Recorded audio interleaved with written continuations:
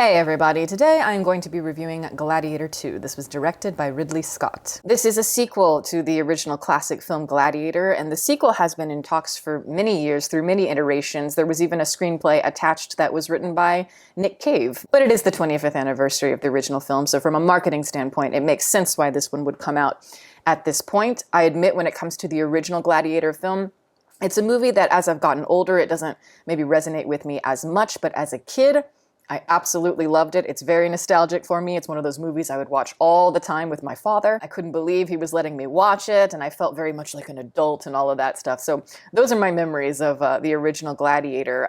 But just, as I've gotten older, there's a lot of historical epics that I think I prefer. Not to say there aren't solid things in Gladiator, it's just kind of how I feel over time. But yes, now we have this new film, this very unnecessary sequel. Based on the trailer for this film and just based on the last, couple films that I've seen from Ridley Scott, I went in with very low expectations for this film, and it's basically what I expected. This is not good. As I've said before, there is something comforting, satisfying about watching these grand historical epics with the family over like a holiday weekend or something. Totally get it, but it's just, this is not it. At least for me, this is not what I'm craving. This film is a mess from beginning to end, and while yes, it may have some gusto and ambition, you can see the attention to world building for sure, I just think it falls apart because there's not much holding it together. It's very much a retreading of original stuff that we've seen better in the original film. There is no better ad for Gladiator 1 than watching Gladiator 2. Because as I've said, I'm not even a huge fan of Gladiator 1, and yet all this movie made me want to do is go back and revisit that film. All it did was make me appreciate just how much more focused, more cinematic it is, more cohesive. To a degree, there is some admiration that I have for Ridley Scott when it comes to taking on all of these historical projects.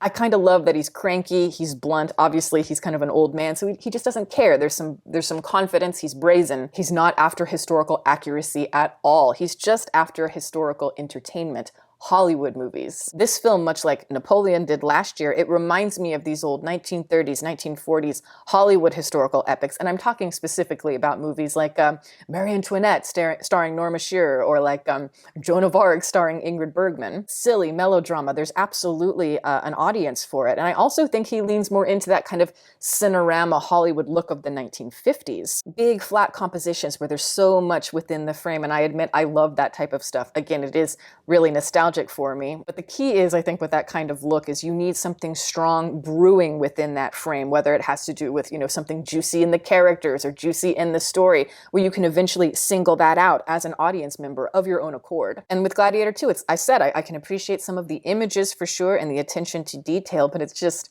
the script is so weak and the emotional effect overall is so subpar that the entire thing for me renders as flat. Nothing percolates. It's like soda that you leave out on the counter all day and you forget about it. So not only is it flat, but it's also room temperature. And that to me is just the feeling of Gladiator 2 by comparison to the kick, the prestige, again, the cinematic power of Gladiator. When I look at Ridley Scott's two previous films, Napoleon and House of Gucci, clearly there's a shamelessness when it comes to leaning into the camp factor. And when it comes to the original Gladiator film, yes, there's certainly a flirtation with camp there as well, but it's kind of balanced out with a more dramatic, gritty center. But in Gladiator 2, I just feel like it fails to create any bite or sizzle. It's just bells and whistles. It's camp for the sake of camp. And because, the direction doesn't know how to infuse it with anything interesting, with anything dynamic, again, it just comes off as boring. None of the humor lands. It's smoke with no fire behind it. Again, a lot like House of Gucci. When I look at that movie, it's like there are so many operatic moments, so many things you could play with within that story, and yet the entire effect of it was presented as this like monotone, painfully serious look. And I just don't understand that. There are echoes of those same complaints here in Gladiator 2.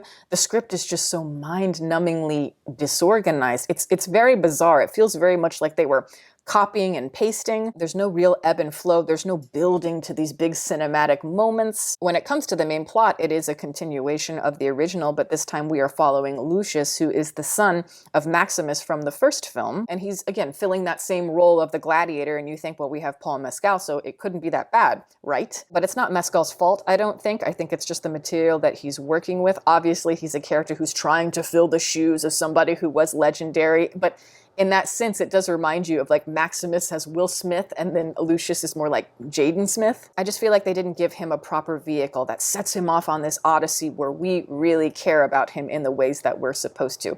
A huge part of it, I think, is because, again, we're just retreading the original story of Maximus. Similar beats, similar struggles the characters have, but it doesn't have the same strength, the same point of view. Maybe letting us know who Lucius is at the beginning of the film rather than later on in the movie would have helped us. I think maybe the audience get on his side more emotionally. But if you are going to do the revelation thing, I just think it needs to be a lot more rousing than this. That takes a really strong film. In Gladiator 1, Maximus's story is very tied into the fate of Marcus Aurelius, which becomes a huge obstacle for Commodus. And so it's like all of their stories are working together and therefore they all pay off really well in the end. But in this film, the effect is more calamity. It feels more like a bunch of converging plots that don't really coalesce. It's like you've got this political intrigue here and then you have the gladiator plot, and none of it is gelling, especially a lot of the political stuff. I think about, Joaquin Phoenix as Commodus as an example. And it's just like that performance, he perfectly embodies everything necessary, the camp, the elements of fun, but also the intensity and the drama. It's like, I think he perfectly got the tone right in the first Gladiator. You have none of that here. Yes, there's a lot of scene chewing, but it's to the point of parody at this point. You have a couple third-rate Joaquin Phoenix knockoffs in this film, and they do nothing but create noise most of the time for me. I suppose if there is one plot that I did find intriguing, it would be that of the Denzel Washington character, but I think a lot of that has to do with more the familiarity, the natural ease, the swagger of Denzel Washington. He's just having fun here. He's laughing it up. Is it a great performance? No, but it's very Denzel. So if you like Denzel, there might be something here for you. It is refreshing to see somebody reveling in life. At least somebody is getting joy out of this experience. But I think his character needed his own film, and it needs to be separated from anything that is related to Gladiator. New script, new director. Like I said, there is a big political plot that he is involved in, but it's cliche, it's lazy, it strains to ring true to the current times in a way that a lot of films are doing, where I just don't buy into it. They are not subtle about it, and I don't know, I just find it ridiculous and tired. I don't know what to think about this other than why? What is the point of this? And, if the answer is, well, we must, then it's like, why couldn't this have been much, much, much better? This could have been operatic and trashy in all of the right ways, but instead it is boring, and to me, that is even more offensive, especially when you have all of this to work with. To never leap off the screen, it's a crime. This is one of those movies I'd have on during the holiday season, but not to enjoy. It would just be there to kind of just be there. I'm drunk, I'm not paying attention, I'm half asleep, I'm doing other things. Yeah, that's just how I feel. I wouldn't waste your money on this. If you are going to visit any aspect of the Gladiator universe, let it be the first one and not this one. But that is my review. Thank you guys so much for watching. I'm going to plug my website as always. It is deepfocuslens.com. I'm an artist. I do commission portraits and I sell prints of my work. If that is something that you're interested in, you can always go to the website below. And if you have a question about a commission or a print, you can email me. My email is in the description box below. Also, I'd like to give a shout out to my patrons who are great. Guys, thank you so much for your support. Welcome to all the new members. If you are interested in supporting, the link for that is below, as well as the rest of my social media information. You can watch more videos here, and you can subscribe if you'd like.